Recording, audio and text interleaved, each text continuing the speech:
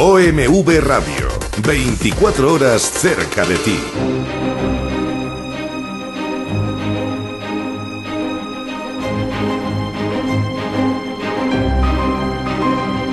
Con un fraternal abrazo le saluda su amigo José Manuel Marmolejo Delgado en nuestro programa Golpe a Golpe, Verso a Verso, desde nuestra estación OMV Radio en la ciudad de Ecatepec de Morelos, Estado de México. Nos vamos ahora a hablar un tanto o un mucho, vamos a hablar de la historia de nuestro municipio de Ecatepec, la tierra que nos ha recibido tan amablemente aquí en su suelo. Ecatepec, tu pasado es presente. En el libro Efemérides de Ecatepec, editado por el Gobierno Municipal, Administración 2006-2009, sus autores, Juan Pablo García Vallejo y Alfonso Bautista García, afirman que alrededor del año 1000, el colapso de la ciudad de Teotihuacán propició una grave crisis en toda la región de influencia de esa cultura, repercutiendo el hecho también en Ecatepec, cuyos pobladores se vieron precisados a emigrar a otras regiones. Paralelamente, entre los años 900 y 1150, se desarrolló el Imperio Tolteca en su ciudad principal, Tula. En tanto, los grupos chichimecas avanzaban hacia diversas regiones de la cuenca de México. El principal dios tolteca, símbolo de poder y ciencia, fue Seacatl Topitzin Quetzalcóatl. Tula tuvo gran evolución económica y política, además de integrarse socialmente por medio de una destacada composición étnica. En medio de dicho desarrollo, en el cerro del Ejecatl, cuya toponimia le dio nombre al Ecatepec actual, se da el expansionismo tolteca, y es cuando se pinta en la cueva de los Tecotines, en el cerro del Ejecatl, la figura rupestre de Ejecatl Quetzalcóatl. Esta es parte de la historia, de la hermosa historia de nuestro municipio Ecatepec. Bueno, pues ahora nos vamos a la historia de nuestro país, que ha sido la columna vertebral de nuestro programa. Golpe a golpe, verso a verso. El día de ayer nos quedamos con esta nota tan interesante, aparecida en el periódico Excelsior, del viernes 22 de junio de 1923, sobre la cuestión de los problemas sindicales existentes en Orizaba, Veracruz. Esta nota la hemos estado desarrollando en nuestros programas porque consideramos que lo que en esa época, en 1923, se ventilaba en la cuestión sindical, en la cuestión de los trabajadores, fue lo que determinó después la estructura de la Ley Federal del Trabajo que rige hasta la fecha en nuestro país. Manuel Velasco, decía el periódico Excelsior, secretario general de la Confederación Sindicalista, se encontraba libre, a pesar de que el día anterior había sido aprehendido como presunto responsable del delito de balacear la casa del obrero Cesario Rodríguez.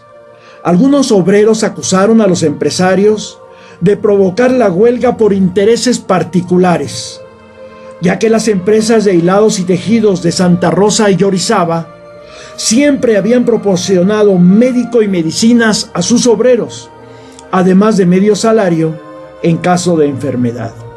Es decir, el gobernador Adalberto Tejeda había propuesto una ley federal local del trabajo local para Veracruz, y en tanto les pidió a los empresarios que dieran medio salario mínimo a todos los trabajadores por cualquier tipo de enfermedad, profesional o no, y además médico y medicamentos.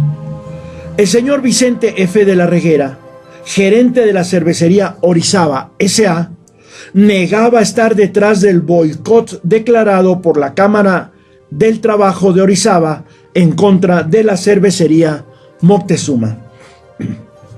Como lo veíamos en el programa anterior, este conflicto sindical además era aprovechado para fines electorales y políticos y para fines comerciales entre las empresas que se golpeaban una a otra en su competencia no muy leal, que digamos. El gobernador general Adalberto Tejeda envió un oficio a la Secretaría de Gobernación explicando que sugirió a los obreros de la Compañía de Ferrocarriles Urbanos, es decir, los tranviarios, que elaboraran un proyecto de contrato colectivo porque se comprobó que la empresa violaba la Constitución en lo referente al horario de trabajo. Qué raro. Los obreros hicieron el compromiso de no sumarse a la huelga hasta que la propuesta fuera revisada y, sin embargo, hubo paro de tranvías. A pesar de que el asunto era de la competencia de la Secretaría del Trabajo, la Secretaría de Gobernación intervino, enviando a Orizaba a agentes confidenciales, los famosos orejas, los espías. Algunos observadores dieron su opinión al licenciado Miguel Alesio Robles, en el sentido de que los empresarios de Orizaba bien podían cumplir las demandas sindicales, por lo que la Secretaría de Industria, Comercio y Trabajo les envió un exhorto para que actuaran en consecuencia y se resolviera el conflicto. Ahora vamos a la página editorial del periódico Excelsior. Las páginas editoriales son las que muestran la línea del periódico. La nota, la página editorial se intituló "No hay quien pida más". Hemos venido viendo en nuestro programa cómo el periódico Excelsior era un periódico muy derechista, muy conservador, muy reaccionario, como lo es hasta la fecha.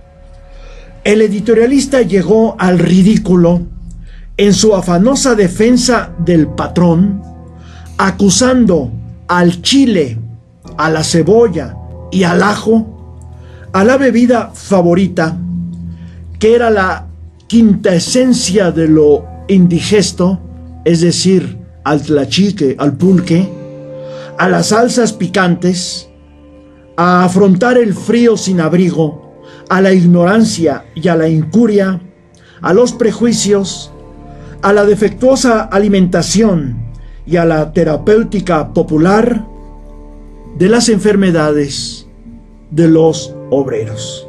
Citó incluso al barón de Humboldt, quien decía que el estado normal del indio era la indigestión. Según el editorialista, el chile era más culpable que el patrón de las enfermedades de los obreros. Estaba la rebatinga para plasmar en la Ley Federal del Trabajo las prestaciones por enfermedad a los trabajadores. Además, especulaba el editorialista de Excelsior, afirmando que las enfermedades profesionales y los accidentes de trabajo eran la excepción, pues la clase de empresas en conflicto en Orizaba eran poco afectas a sufrir riesgos de trabajo. Bueno, según Excelsior, prácticamente las únicas empresas que ofrecían riesgos laborales eran las mineras, pero con el auxilio de la ciencia y la tecnología modernas, estamos hablando de 1923, y con aplicación de medidas ingeniosas, el peligro ha sido reducido al mínimo. Por consecuencia, la huelga de Orizaba era injustificada, exigente y fuera de la razón y de la ley. ¡Qué cinismo del periódico Excelsior! Si hasta la fecha en las minas se siguen muriendo los obreros por condiciones inadecuadas de trabajo. Ahí está la mina Pasta de Conchos, y un poco antes aquella gran explosión que hubo en las minas de Tlalpujagua, mucho después de estas declaraciones del periódico Excelsior. El columnista pretendía desprestigiar el paro y a los paristas, pero también a todos los mexicanos, postulando el galimatías de que las huelgas en México encabezaban muy bien con nuestro temperamento. Es decir, había huelgas porque los mexicanos somos flojos. Bueno, provocadas las huelgas por cualquier motivo y pretexto. Aseguraba que las intoxicaciones en las minas, provocadas por el manejo del azogue y de la sal de plomo, eran ya inofensivas debido al manejo adecuado que hacían los mineros. Todo ello gracias a la higiene y seguridad en las instalaciones mineras, la ventilación, el orden esmerado, el desagüe, y en las minas de carbón el uso de lámparas Davi o la lámpara eléctrica. Con las huelgas se destruirán las fuentes de trabajo, condenando al proletariado a la basura de la miseria, concluía Excelsior esta hipócrita nota en contra de los trabajadores. Vamos a continuar en nuestra siguiente emisión el día de mañana hablando de estos temas en nuestro programa Golpe a Golpe, Verso a Verso. Por el día de hoy les damos las gracias en esta estación OMV Radio.